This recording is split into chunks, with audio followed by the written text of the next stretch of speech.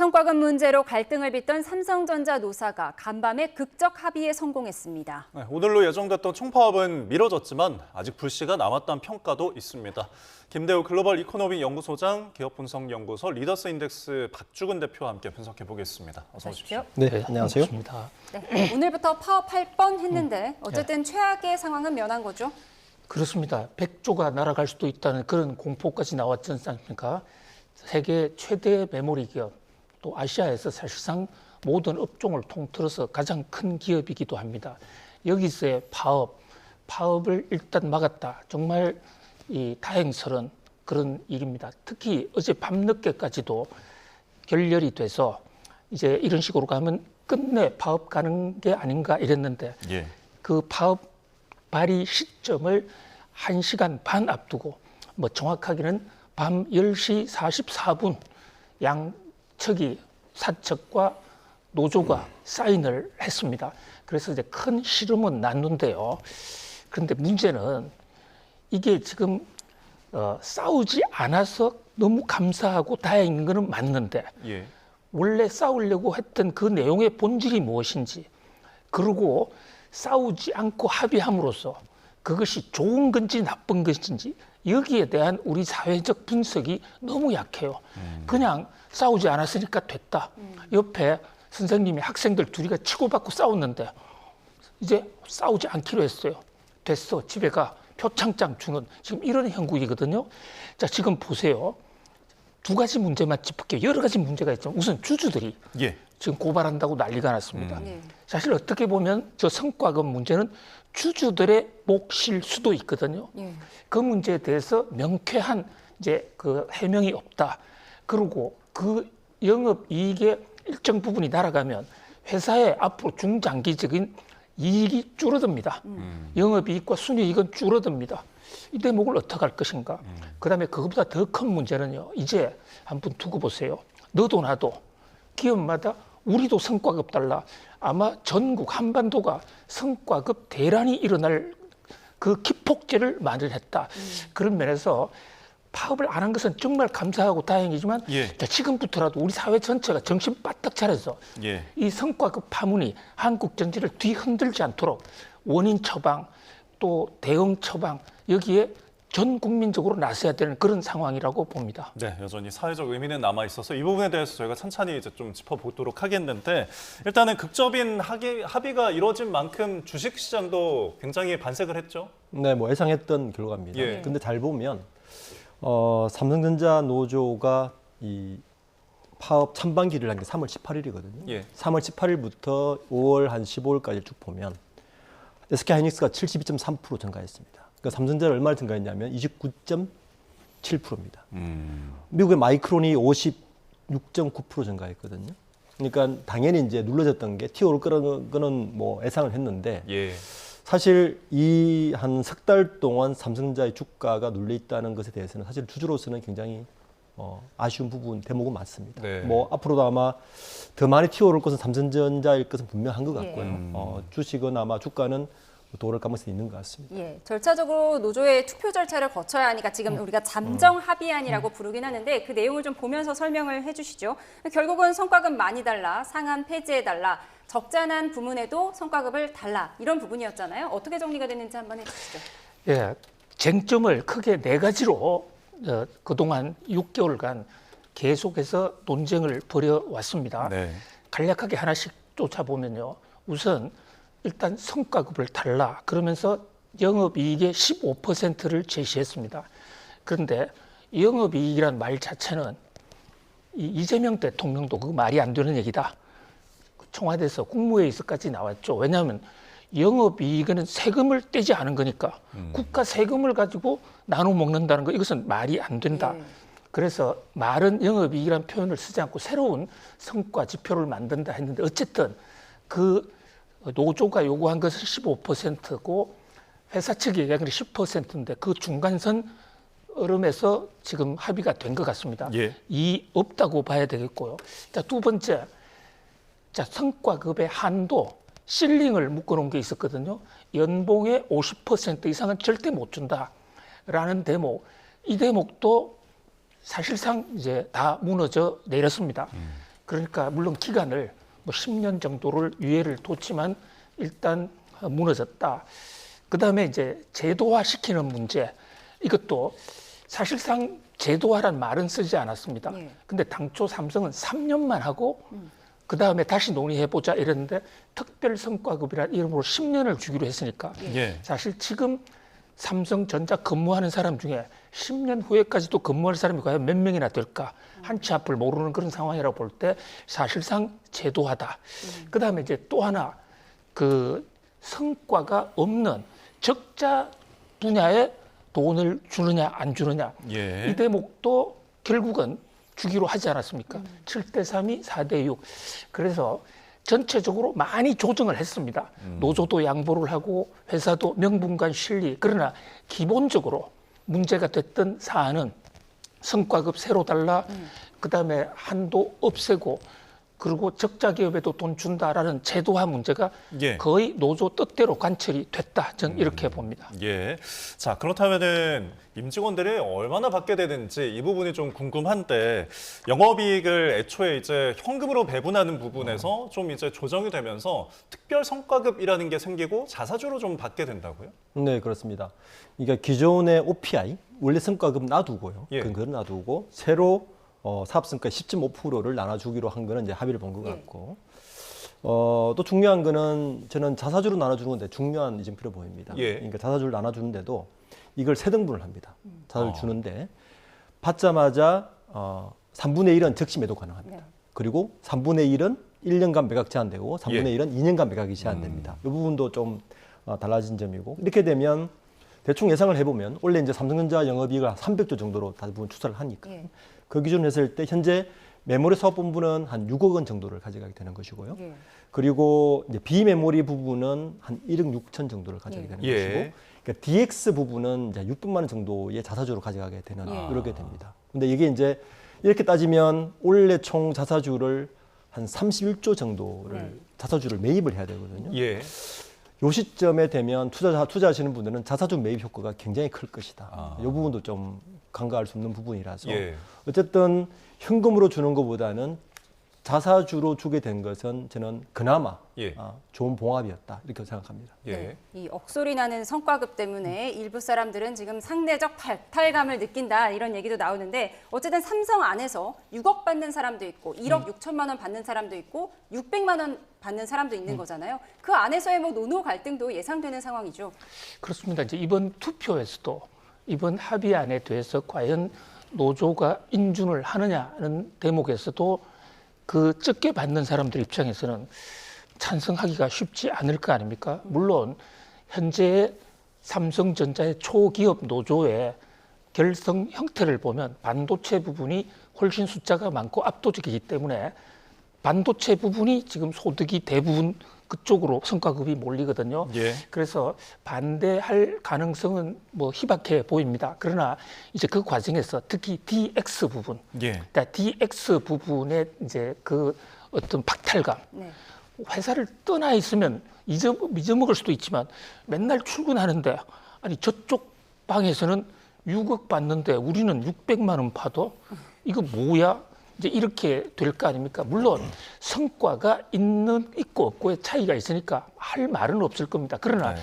사실 지금 스마트폰 안 되고 또는 통신 장비 안 되고 이게 그 직원들 탓은 아니잖아요. 세상의 시류가 그렇고 예. 또 어떤 면에서 보면 회사가 전략적으로 반도체에 집중했을 수도 있는 것이고, 그런 관점에서 볼 때 앞으로 노조의 갈등은 상당히 심해지는데요. 바로 이 대목에서 삼성전자의 고질적인 병, 그러니까 너무 이질적인 요소를 전자라는 이름으로 전부 다 넣다 보니까 지금 같은 반도체 안에서도요, 메모리만 잘 되지 그렇죠. 그 시스템 반도체 쪽은 적자예요. 그것도 엄청난 적자입니다. 네.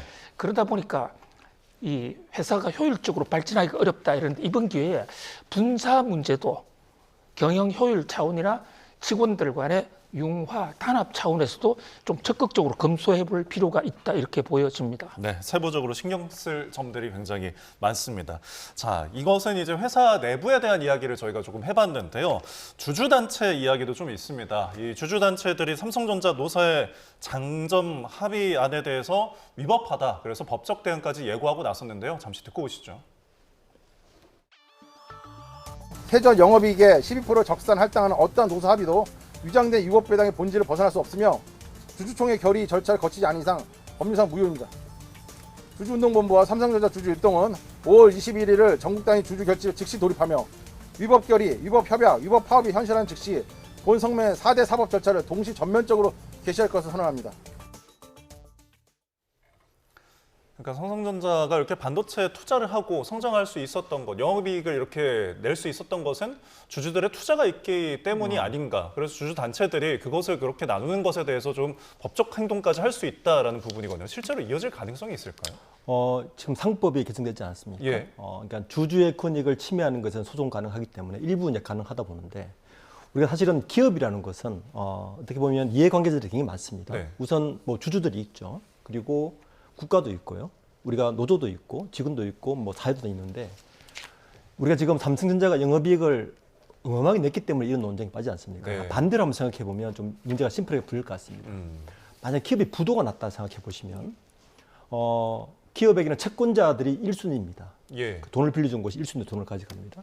두 번째는 노동자들의 급여를 보장해 줍니다.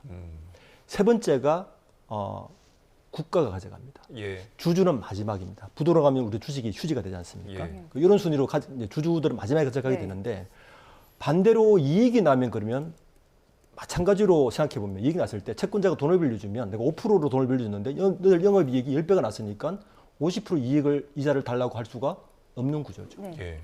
노동자도 마찬가지입니다. 임금 협상을 해서 연봉 계약을 했는데 연봉 계약할 때보다 이익이 수십 배 났으니까 더 달라는 것도 말이 안 되는 사실은 부분이고 국가는 법인세를 받으니까 된 거고 주주는 배당과 이제 이걸 가져가면 되는 건데 지금의 논점은 뭐냐 하면 영업이익의 몇 프로를 달라고 이야기하는 건데 여기는 사실은 중요한 본질이 하나 깔려야 됩니다. 이게 뭐냐 하면 이 노조가 주주와 기타 다른 이해관계자들의 동의를 구하는 절차를 구해야 되는데 그 네. 절차는 뭐냐 하면 이 성과금을 줬을 때 주주도 이익을 받고 모두가 이익을 받을 수 있는 동의를 구해야 되는 그게 뭐냐 하면 이 성과급이 과연 이 기업의 장기적 성장에 촉진 역할을 할 수 있느냐에 대한 동의를 구해야 된단 말이에요. 이번에 노조 협상의 가장 큰 놓친이 바로 이 부분인 것 같습니다. 네. 그러니까 사실은 주주들도 마찬가지로 그래서 지금 현재 반발을 하고 있다는 얘기거든요. 그렇게 줬을 때 과연 우리의 주가를 높일 수 있을 것이냐 그리고 우리의 배당을 더 많이 받을 수 있을 거냐에 대해서는 지금 동의를 받지 못한 상태이기 때문에 충분히 반발할 수 있는 부분인 것 같습니다. 네. 지금 앞서 언급하셨지만 이번 사태가 결국 SK 하이닉스 옆집에서 쏘아올린 작은 공이 이런 파장을 일으켰다 이런 분석도 있는데 지금 다른 기업들 상황은 어떻습니까? 지금 어제 카카오 뉴스도 나오고요. 그렇습니다. 앵커님 굉장히 통이 크시네요. SK가 쏘아올린 작은 공이라고 그러시는데 SK가 그 삼성보다도 더 큰 공. 상여금 성과금 규모가 더 큽니다. 그래서 큰 공을 쏘아올렸다 이렇게 말씀해 주시면 고맙겠고요. 자, 뭐 회사마다 경영 전략이 있는 거겠지만은 그 동안에는 삼성전자가 만든 보다 구체적으로 말로는요, 삼성전자의 이재용 회장의 아버님 이건희 회장이 만든 성과급 배분 방식 유명한 방식이 있습니다. 교과서에도 올라와 있습니다. EVA, OPA 방식이에요. 그러니까 경제적 부가가치를 가지고 그곳에 20% 범위 내에서 그 직원들의 연봉 50%까지 준다. 이것이 삼성전자의 오랜 룰이었고 그것이 네. 삼성만의 문제가 아니었습니다. 전 기업들이 그것에 준해서 한국 경영을 해왔거든요. 그런데 이번에 이게 지금 좋다 나쁘다 이런 말씀을 드리는 것이 아니라 특별한 대책도 없이 완전히 기존의 룰이 무너져 버린 겁니다. 그랬을 때 삼성이나 SK 같은 데는 워낙 큰 회사고 전통도 있고 실력도 있고 이러기 때문에 다 수습해 나갈 텐데 제가 걱정이 되는 것은 중소기업 또는 그 많은 기업들은 이제 SK와 삼성에서 본물이 무너졌는데 기준이 없잖아요.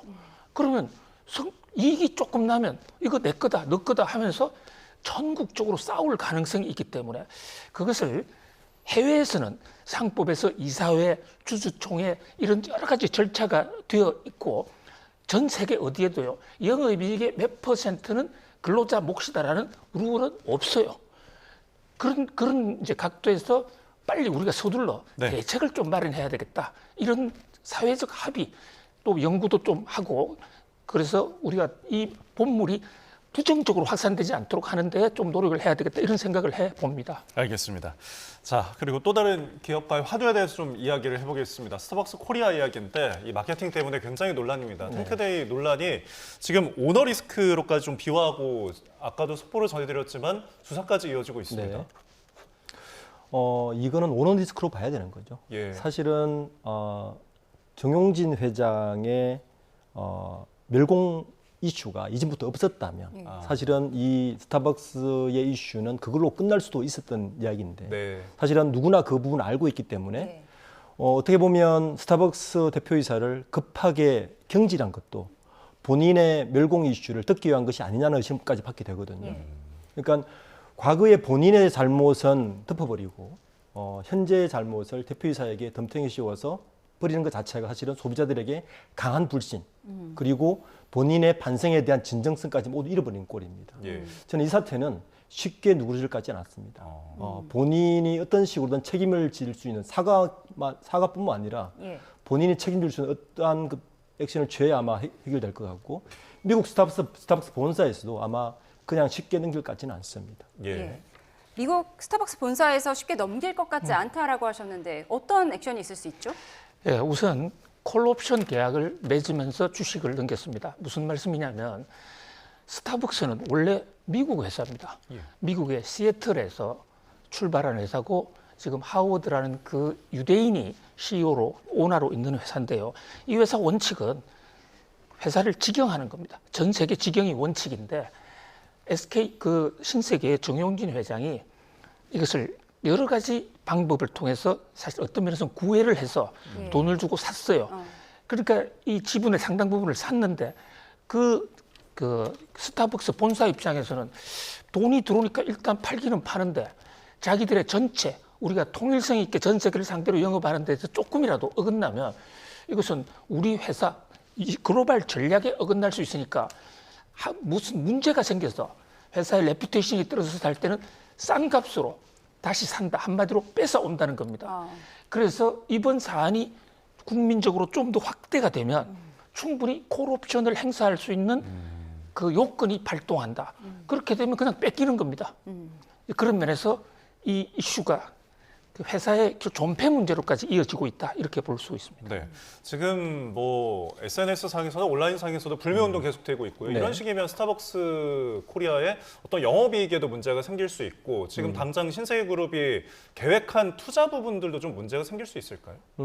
그렇습니다. 우선 당장은 광주 신세계가 예. 그 광주 투자하고 있는 대규모 몰에 대해서 의산 보이콧을 하고 있지 않습니까? 만약에 이번 지방선거가 끝나고 지자체장이 바뀌면 과연 이 사태를 쉽게 넘길 수 있을까? 지역 민심에 따라서 굉장히 반발이 심할 것이고 물론 경영진에서는 이게 시간이 가면 좀 나아질 것이라고 볼 수도 있습니다. 예. 그렇지만 그러기에는 사실은 사건이 너무 확대되고 커졌다.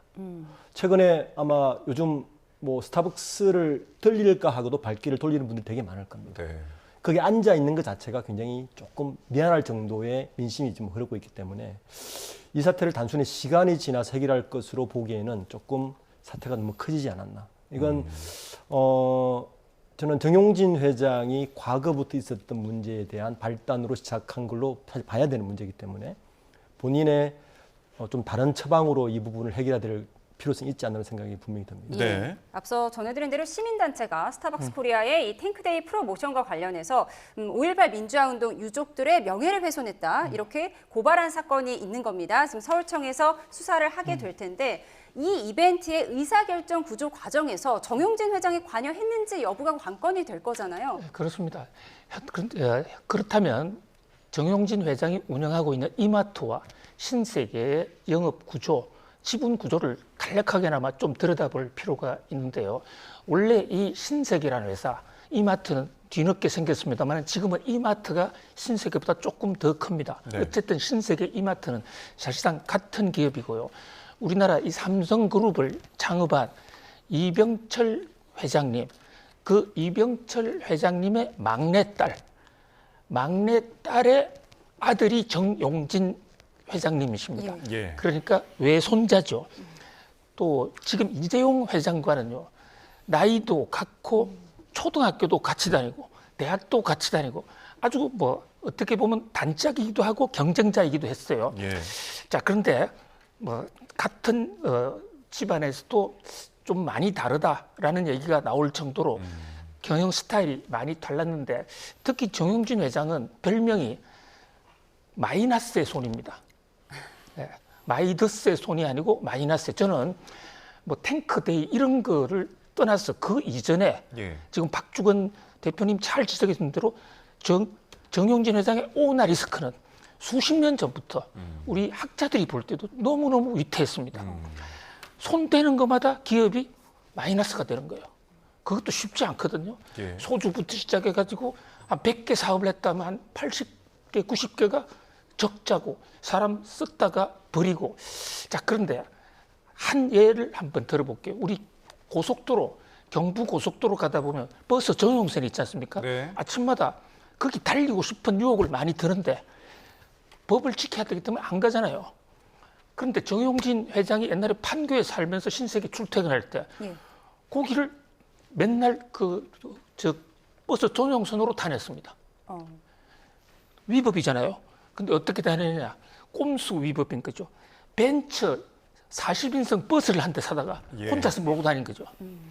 자, 이게 사람이 뭐 그렇고 충동을 느낄 수도 있는데 그때도 문제가 나왔을 때 사과하지 않았어요. 내가 그럴 수 있는 거 아니냐. 그뿐만 아닙니다. SNS 할 때는요, 2천만 원짜리 와인을 한 잔 드시면서 얼마나 좋아요. 그런데 정말 노동자들 고통받고 있는 상황에서 와인을 빨아먹으면서 SNS에 핥아 먹으니 맛 좋다, 뭐 이런 거 글 올리 한두 개가 아닙니다. 그러니까 그런 게 쌓여 있었기 때문에 이번에 이런 정용진 회장과 연관이 있다. 더더군다나 지배 구조로 볼 때는요, 이번에 자르는 거 보시지 않았습니까? 말 한마디면 바로 자를 수 있는, 예. 그야말로 머슴과 노예의, 그러니까 주인과 머슴의 관계. 이 얘기는 정용진 회장이 신세계, 이마트, 스타벅스 모든 그의 실질적인 100% 조금의 차감이 없는 완벽한 소유자고, 정용진 회장의 동의 없이, 정용진 회장의 승낙 없이 이런 짓 하기 어렵습니다. 네, 지금 오너 리스크가 굉장히 큰 문제고 이 부분에 대해서 대표님께서도 처방이 필요하다라고 했는데 과연 그러면 좀 경영 일선에서 물러나야 하는 건지 어떤 구체적인 처방이 필요할까요? 저는 만약에 미국 스타벅스 본사에서 계약 해지까지 갔다, 예. 책임을 져야 된다고 봅니다. 지금 신세계 그룹은 사실은 이제 김대호 선생님께서 말씀하셨지만 남매가 완전히 분리되어 있다고 봐야 되거든요. 예. 신세계 쪽은 정유경 회장이 독단으로 경영을 하는 거고, 이마트 계열은 정용진 회장이 하는데, 이마트의 메인 캐시카우 중에 하나가 사실 스타벅스입니다. 예. 요즘 이마트도 그렇게 좋지가 않단 말이에요. 예. 단순히 전문 경영에 하나 경질하고, 그리고 책임자 처벌로 본인의 모든 책임을 면피할 수는 없다. 이 정도 사안이 발생했으면, 그리고 신세계 그룹도 특이한 게 이 오너 일가들이 아무도 사내사를 맡지 않습니다. 예. 이것도 책임 회피거든요. 본인의 모든 권한은 다 행사하고 인사권, 재무권 모두 행사하면서 책임질 일은 다 피해간다. 계속 이런 선례를 남긴다는 것은 저는 주주들도 분명히 이건 들고 일어나야 된다. 예. 그래서 누군가는 책임져야 되는데 단순히 전문 경영 한 분 책임지는 걸로 끝나면 안 된다. 이거는 오너가 분명히 책임져야 되고 그에 대한 충분한 사과 이상의 게 필요하다고 생각합니다. 예, 스타벅스 이벤트 논란으로 촉발된 오너 리스크에 대해서 두 분의 개인적인 의견 들어봤습니다. 네, 저희 지금까지 김대우 글로벌 이코노믹 연구소장, 기업분석연구소 리더스 인덱스 박주근 대표와 함께했습니다. 고맙습니다. 고맙습니다. 감사합니다. 감사합니다.